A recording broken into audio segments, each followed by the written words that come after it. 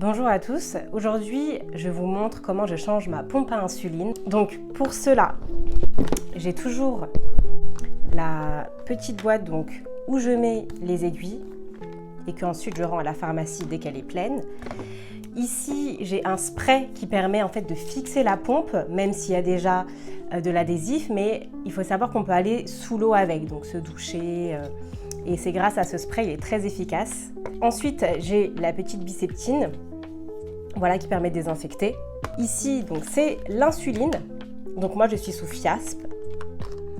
Et là, c'est le petit pod. En fait, c'est ça qui va permettre de dire combien de doses d'insuline la pompe envoie. Donc c'est selon la glycémie. Aussi, je peux stopper l'insuline si je suis en hypoglycémie ou quand je vais pratiquer une activité physique. Ici, c'est la petite pompe. Il faut savoir qu'il existe plusieurs sortes de pompes. Donc moi, c'est l'Omnipod. Là, on a la petite lingette, donc qui permet, en fait, c'est de l'alcool qui permet de désinfecter le plan de travail, qui permet de désinfecter, par exemple, mon pod ou l'insuline. Et là, les petites lingettes. Alors moi, principalement, je les mets sur le bras.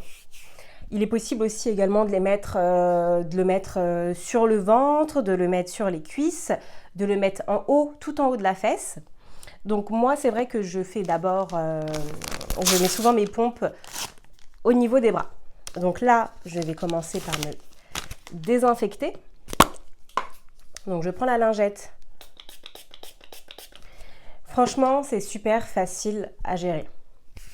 Donc, je la mets. J'ai un bras en fait que je préfère. Je préfère la mettre sur le bras gauche. Je ne sais pas si c'est parce que je suis droitière. Si vous aussi vous avez une préférence. Cette vidéo aussi, elle sert également peut-être qu'il y a des parents ou des personnes qui s'intéressent à cette maladie. Ensuite, après que je me suis désinfectée, je vais pouvoir remplir la pompe avec de l'insuline. Donc là, ici, on a la pompe. Et là, on a l'aiguille. Non, je ne vais pas me piquer avec. Celle-ci, en fait, va juste me servir à récupérer l'insuline qu'il y a dans ce flacon. Hop. Donc, je fais comme ceci. Donc voilà, il faut exercer une petite pression hein, pour que l'insuline, en fait, arrive dans l'aiguille.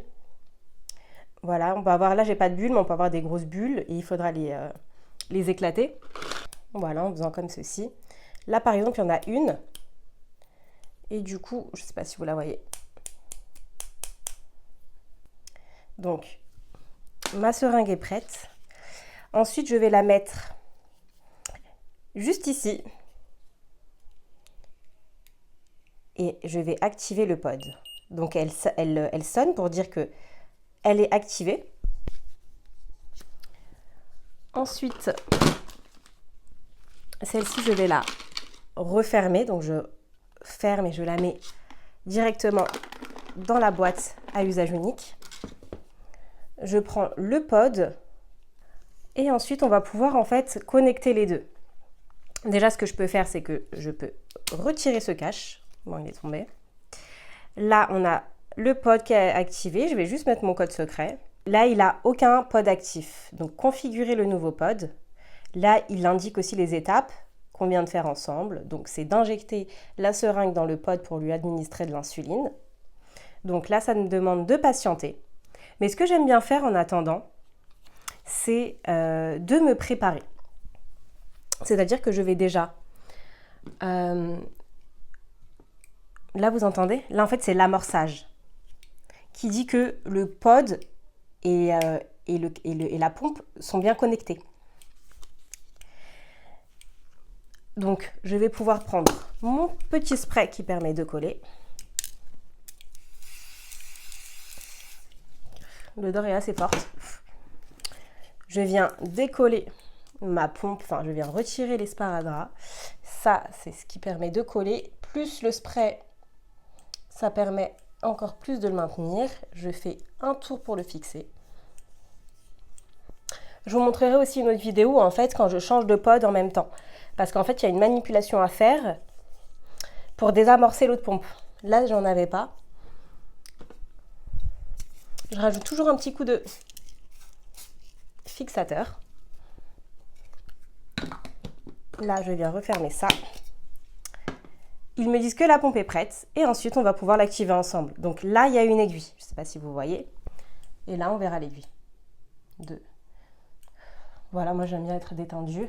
Même faire des mouvements. Je trouve que quand je fais des mouvements, je sens moins l'impact de l'aiguille. Et là, en fait, on a une aiguille. Elle ne fait pas mal. Hein. C'est juste au moment quand elle s'enfonce, ça peut faire une douleur. Ça dépend des gens. Il y en a qui sentent rien, il y en a, ils sentent vraiment beaucoup. Et voilà. Moi, j'aime bien faire des gestes. J'ai remarqué que quand je suis en mouvement, je ne sens pas. Et vous savez pourquoi? Parce que, en fait, le muscle se contracte. Ça fait qu'on a plus de sang, le corps est plus oxygéné. Voilà, c'est très rapide, mais voilà. En tout cas, c'est ma petite astuce. Et oui, j'indique bien au point que tout est bien, que l'aiguille est bien insérée. Et c'est parti. Je peux programmer ma dose d'insuline.